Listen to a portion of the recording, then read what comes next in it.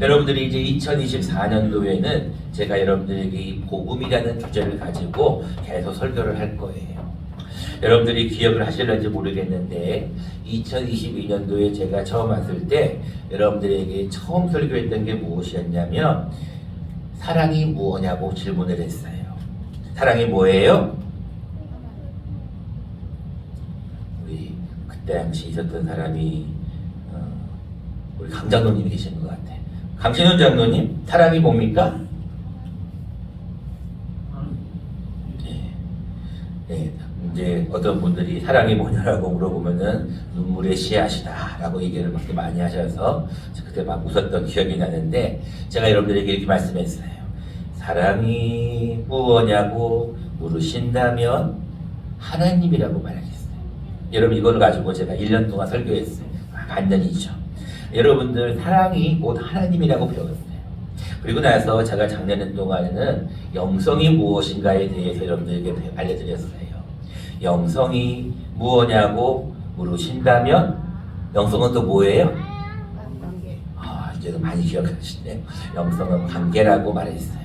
여러분 관계를 가지고 제가 10손가락의 비밀을 가지고 1년 동안 또 설교를 했어요. 자, 올 1년 동안은 여러분들에게 제가 복음이 무엇인가를 오늘 첫 시간인데 여러분들 1년 동안 또 계속 설교를 할 거예요. 복음이 무엇냐고 물으신다면 여러분들 첫 시간을 잘 들어놓으시면 오리엔테이션이에요. 잘 들어놓으시면 1년 동안 내내 여러분 반복되기 때문에 기억이 되기 쉽습니다. 복음이 무엇냐고 물으신다면 복음은 예수님이라고 말하겠어요. 우리 오늘 염장로님이 예수님에 대한 그 복음에 대한 이야기를 기도를 좀 해주셨는데 여러분들 복음이 무엇이냐고 물어보면 예수님이라고 말하겠어요. 자, 이거를 같이 한번 인사하고 말씀을 받도록 하겠습니다. 여러분들 외우기 쉽게 제가 좀 음료를 넣습니다. 복음이 무엇냐고 물으신다면 여러분들은 예수님이라고 말하겠어요. 이렇게 하는 거예요. 아시겠죠? 다시 한번 해보겠습니다. 복음이 무엇냐고 물으신다면 네, 여러분 이것을 이제 잘 기억해 놓으세요. 아주 짧은 예수님이라는 단어에 많은 것들이 포함이 되어 있기 때문에 그래요. 우리가 여러분들 이 현수막을 매주마다 보는데 여러분들 이걸 볼 때마다 생각하셔야 돼. 왜 내가 그리스도를 닮아가야 되는가? 이게 여러분 결국은 예수님이 곧 그리스도이신데 이 예수님이 결국은 뭐라고요? 복음이다라는 거예요. 이 로마서는 사도 바울이 3차 여행 중 고린도에서 로마에 있는 믿는 자들에게 쓴 편지입니다. 로마에서 쓴 편지가 아니에요. 3차 전도 여행 중에 고린도에서 이 로마로 빨리 가고 싶어서 로마에 있는 성도들에게 쓴 편지가 이 로마서예요. 근데 로마를 얼마나 가고 싶었는지 10절 말씀에 보면 어떻게 하든지 이제 하나님의 뜻 안에서 너희에게로 나아갈 좋은 길 얻기를 구한다. 즉 로마로 빨리 가고자 하는 거예요. 그것이 얼마나 가고 싶었냐면 13절 말씀에서 기록하고 있는데 형제들아 내가 여러 번 너희에게 가고자 한 것을 너희가 모르기를 원하지 않는다. 다시 말하면 좀 알았으면 좋겠다는 거예요. 내가 너희에게 한 번이 아니라 여러 번 너희에게 가고자 했다는 거예요. 즉 사도 바울은 로마로 빨리 가기를 원했어요. 그 이유가 무엇인가가 오늘 11절부터 13절까지 나와 있는데 11절에 보면 이런 말씀이 있습니다. 내가 너희를 보기를 간절히 원하는 이유는 어떤 신령한 은사를 너희에게 나누어 주어 너희를 견고하게 하려 합니다. 여러분들이 말씀으로 좀 견고하게 서기를 원한다는 거예요. 두 번째 이유는 12절 말씀에 나오죠. 이는 곧 내가 너희 가운데서 너희와 나의 믿음으로 말미암아 피차 안위함을 얻게 하는 서로가 좀 안위를 얻는다는 거예요. 마지막으로 13절 말씀에 맨 후반절에 보면 너희 중에서도 다른 이방인 중과 같이 열매를 맺겨 함이로다. 즉 너희들이 좀 열매를 좀 많이 맺었으면 좋겠다라는 이유로 내가 로마로 좀 빨리 가려고 그런다는 거예요. 근데 그 세 가지 이유 말고도 더 가장 기본적이고 근본적인 이유를 하나를 더 얘기하고 있는데 사도 바울은 내가 빚진 자다라는 생각을 가지고 있어요. 14절 말씀입니다. 헬라인이나 지식 있는 자들이나 야만인, 헬라어를 쓰지 않는 그런 이방인들이나 지혜 있는 자들, 똑똑한 자들이나 어리석은 자에게 다 내가 빚진 자라는 거예요. 그렇기 때문에 내가 빚진 자이기 때문에 할 수 있는 대로 로마에 있는 너희에게도 복음 전하기를 원한다라는 이유로 오늘 본문은 이어지고 있습니다. 여러분들, 복음이란 무엇인가? 굿뉴스인데요. 좋은 소식이에요. 여러분들, 빚을 져본 사람들은 이 마음을 좀 알 건데요. 여러분, 누구에게 빚을 지면은요, 얼마나 마음이 불안한지 몰라요. 그 빚진 사람이 우리 집에 와가지고 돈을 달라고 하지는 않을까라고 되게 불안하거든요. 저도 어렸을 때 저희 아버지가 사업을 하셨어요. 아주 많은 사업을 하셨습니다. 별의별 사업을 다 하셨고 거창에도 오셨어요. 거창에도 오셔가지고 사과 장사를 하셨거든요. 근데 하는 족족 다 망하시는 거예요, 사업이. 마지막 장사가 이제 이 술 장사였거든요. 이 술 장사를 결국은 하시다가 또 결국은 술에 의한 알코올 중독까지 되셨는데, 그때 이제 집에 사업이 망하니까 이 옛날에 그 빨간 딱지라고 있잖아요. 이 빨간 딱지를 붙어 있는 모습이 지금도 생각이 나요. 어렸을 때 이제 그런 모습들이 제 마음속에는 늘 이렇게 있어서 이 빚을 졌다는 것이 얼마나 무서운 건지를 알게 돼요. 그렇게 사람들이 친절하고 잘해주고 사장님 하면서 따랐던 저희 아버지에게 사람들이 쌍욕을 하는 거예요. 당신이 말이야 뭐 시옷을 하면서 막 욕을 하는 모습을 제가 봤거든요. 그러면서 이런 생각이 드는 거예요. 사람은 믿을 만한 존재가 아니구나. 결국은 그 사람들이 와서 돈을 달라고 하는데 참 그 좋은 집들을 다 팔고 팔아가지고 저 산동네 전세를 거쳐서 월세를 집으로 올라가는데, 월세도 그냥 월세가 아니고 저 산동네에 정말 한 달에 몇만 원 내는 그런 산동네로 올라가서 생활을 하다 보니 참 이 빚진 자의 모습이 얼마나 심각하구나라는 것을 저는 어렸을 때부터 경험을 했습니다. 사도 바울도 아마 그런 마음이었는지는 모르겠는데, 내가 헬라인이나 야만인이나 지혜 있는 자나 어리석은 자에게 다 내가 빚진 자라는 거예요. 이 빚을 갚아야 된다는 거예요. 저희에게도 막 아버지에게도 와서 빚을 달라고 막 그렇게 빚쟁이들이 오는데 감당치를 못하겠는 거예요. 그래서 이 빚을 빨리 갚아야 마음이 편하겠는 거예요. 근데 빚이라는 게 쉽게 갚아집니까? 근데 중요한 건 사도 바울은 어떻게 해서든지 이 빚을 갚고 싶어서 로마에 있는 너희에게도 복음 전하기를 원한다라고 기록하고 있습니다. 자, 오늘은 여러분들이 이제 앞으로 이 복음이란 무엇인가에 대한 말씀을 들을 건데, 여러분들이 복음 전하기를 원하려면 복음이 무엇인지를 알아야 돼요. 복음이 뭔지도 모르면서 복음을 전할 수가 없잖아요. 여러분들 복음이 무엇인지 여러분들 오늘부터 이제 잘 배우시면 돼요. 자, 오늘은 첫 번째로 오늘 16절과 17절에 나와 있는 복음이 무엇인가를 이 본문을 통해서 잠깐 말씀을 드리려고 합니다. 첫 번째입니다. 복음은 16절 말씀에 보니까 모든 믿는 자에게 구원을 주시는 하나님의 능력이 됩니다 라고 기록하고 있어요. 한번 따라해 보겠습니다. 복음은 하나님의 능력이 됩니다. 구원을 주시는 하나님의 능력이 됩니다. 우리 강경주 성도님이 아까 교회를 나오면은 천국 간다고 했는데, 교회를 나와도 천국 못 가요. 누구를 믿어야 천국을 가요? 예수님을 믿어야 천국 가는 거예요. 세아나? 누구를 믿어야 천국 간다고요? 예수님을 믿어야 천국 가는 거예요. 근데 그 예수님을 믿어야 천국 가는데, 이 천국 가는 걸 우리는 구원이라고 얘기하는데, 물에서 건짐을 받았다는 구원이라고 하는데, 어떤 자에게 구원을 주시냐면 복음은 모든 믿는 자에게요. 근데 누구를 믿어야 돼요? 하나님을 믿고 예수님을 믿어야 돼요. 그리고 성령님을 믿어야 돼요. 근데 여러분, 우리가 하나님, 예수님, 성령님이 어려우니까 한 가지로 간단하게 말씀을 드리면, 이 누구를 믿어야 구원을 받아요? 예수님을 믿어야 구원을 받는 거예요. 우리 강병주 성도님이 오늘 특송에 있으니까 잘 부르시는 울어도 못하네. 그거 같이 한번 불러볼까요?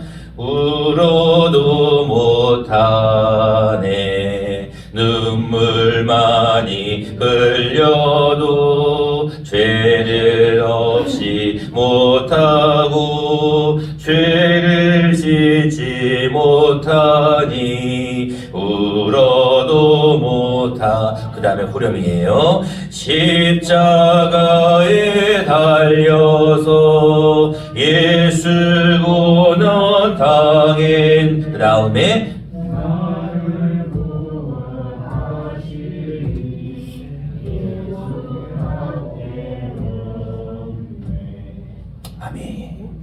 여러분들이 굉장히 중요한 찬송가인데요. 나를 구원하실 누구밖에 없어요? 예수밖에 없는 거예요. 그러니까 우리가 구원이라고 하는 것은 우리가 하나님의 자녀로서 물에 빠진 사람을 건져낸다는 뜻인데, 우리가 지옥 갈 사람이 천국 갈 수 있는 이 구원은 누구밖에 없어요? 예수밖에 없는 거예요. 그것을 에베소는 이렇게 말씀하고 있습니다. 같이 자막을 통해서 같이 한번 읽어보도록 하겠습니다. 시작. 너희는 그 은혜에 의하여 믿음으로 말미암아 구원을 받았나니 이것은 너희에게서 난 것이 아니요 하나님의 선물이라. 아멘. 너희가 그 은혜에 의하여, 옛날 성경에는 너희가 그 은혜로 말미암아, 너희가 그 하나씩 값없이 주시는 그 은혜로 말미암아, 무엇으로 말미암아? 믿음으로 말미암아. 여러분들 예수 그리스도를 믿음으로 말미암아 뭘 얻었어요? 구원을 받은 거예요. 근데 여러분들 이 구원은요, 내가 물어도 힘써도 내가 뭐를 해도 안 되는 거예요. 우리 세안이처럼 잘생겨도, 우리 서혜처럼 이뻐도, 우리 남해처럼 씩씩해도 예영이는 뭘 할까? 예영이는 딴짓하고 있으니까 예영이처럼 잘 믿어도 우리가 잘 믿어야 구원을 받는다는 거예요. 그러니까 여러분, 하나님 앞에 구원을 받는 것은 오직 믿음이라는 것을 기억해야 돼요.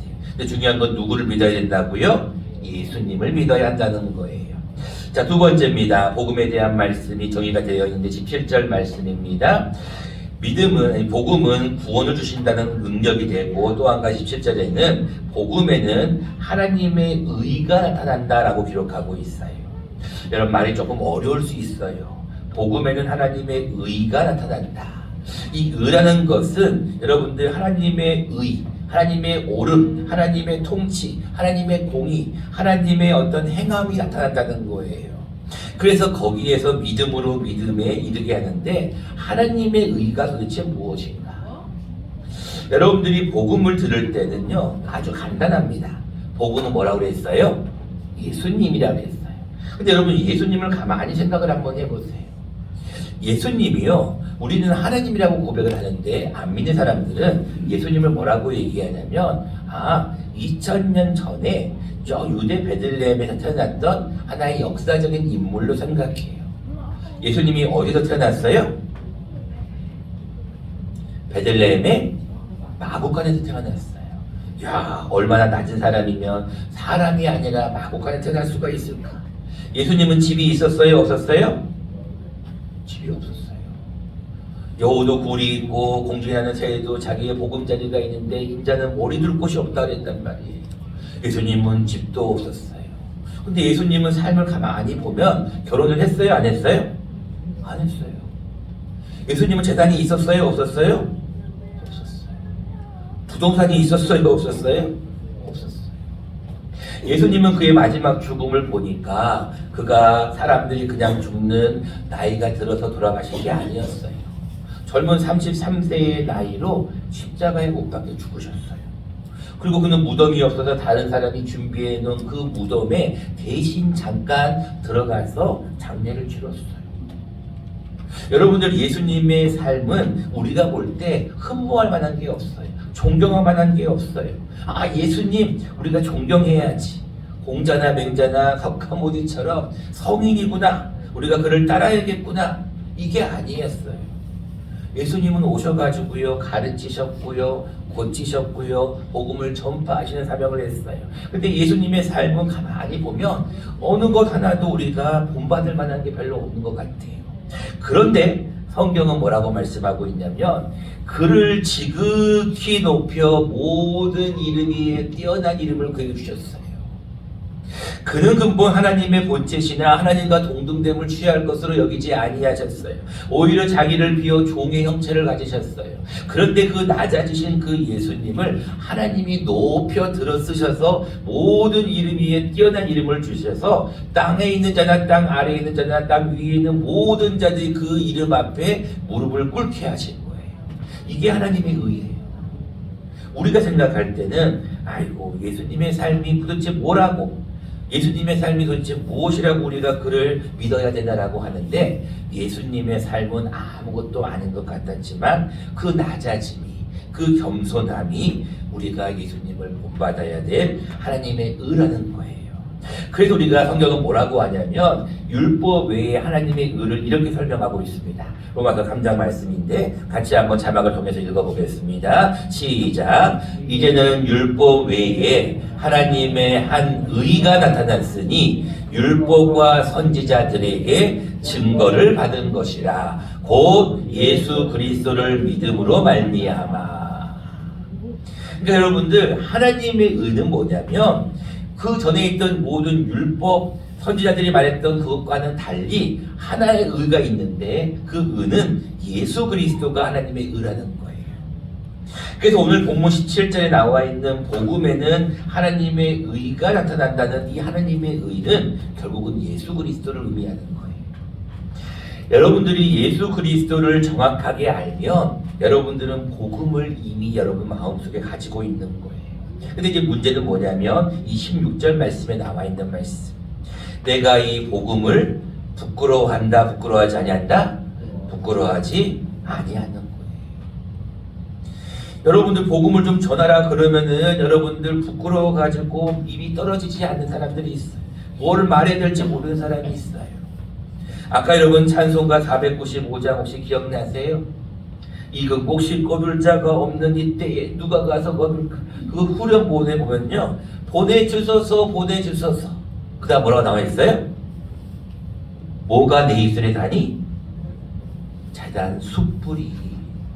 이 재단에 있는 숯불이, 그 뜨거운 불이 뭐에 닿다고요? 재단 숯불 내 입술에 닿으니까 내가 어찌 앉아있을 수 있겠냐는 거예요. 자리에 가만히 앉아있다가도 뭐가 뜨거운 것이 탁 오면은 펄떡이를 나잖아요. 그리고 여러분들 너무나 하나님 앞에 이 복음을 가벼이 여기고요, 부끄러워하는 경우가 너무나 많아요. 우리가 할 수 있는 대로 복음은 전해야 돼요. 그 사람들이 듣든 안 듣든, 그 사람들이 오든 안 오든, 그 사람들이 하든 안 하든 우리는 복음을 증거해야 될 책임이 있는 거예요. 근데 우리는 복음을 부끄러워하고 있는 거예요. 말씀을 맺고자 합니다. 여러분들, 이제 2024년도에는 우리가 우리 염자누야가 기도했듯이 우리 2024년도에는 큰 변화가 있을 거예요. 여러분, 이것을 놓고 기도하셔야 돼요. 우리가 벌써 징조가 보여요. 여러분들, 비가 오려면은 구름 착 보면은 징조가 보이잖아요. 여러분, 지금 겨울인데도 얼마나 날씨가 따뜻해. 여러분, 지금 우리 계속 붕어빵 전도를 매주마다 하고 있잖아요. 또 지금 여러분들 구역에서 열심히 지금 매주마다 한 번씩 전도하고 구역 예배 드리고 있잖아요. 여러분들, 이것이 이제는 시작의 단계예요. 제가 늘 오늘 새벽에도 말씀을 드렸어요. 우리가 처음에는 2달, 작년에는 4달 만에 첫 새신자가 왔어요. 올해는 우리가 1월달, 2월달에 첫 새신자가 우리 가북교회에 올 수 있도록 여러분들 복음을 전해보자고요. 할 수 있다는 거예요. 우리가 부끄러워하지 않고 할 수 있는 대로 가북에 있는 너희에게도, 가북에 있는 어느 지역에 있는 너희에게도 복음 전하기를 원하노라. 여러분들, 할 수 있는 대로 많이 복음을 증거해야 돼요. 여러분, 계속해서 우리가 할 수 있는 대로 하다 보면 하나님이 우리에게 붙여주실 거예요. 우리가 그것을 믿고 믿음으로 하나님 앞에 나아가야 돼요. 우리 믿음의 귀한 백성, 형제, 자매 여러분들, 2024년도가 밝았습니다. 지난주에는 첫째 주였고 이제 두 번째부터 우리가 복음이 무엇인가를 계속 배울 건데, 복음은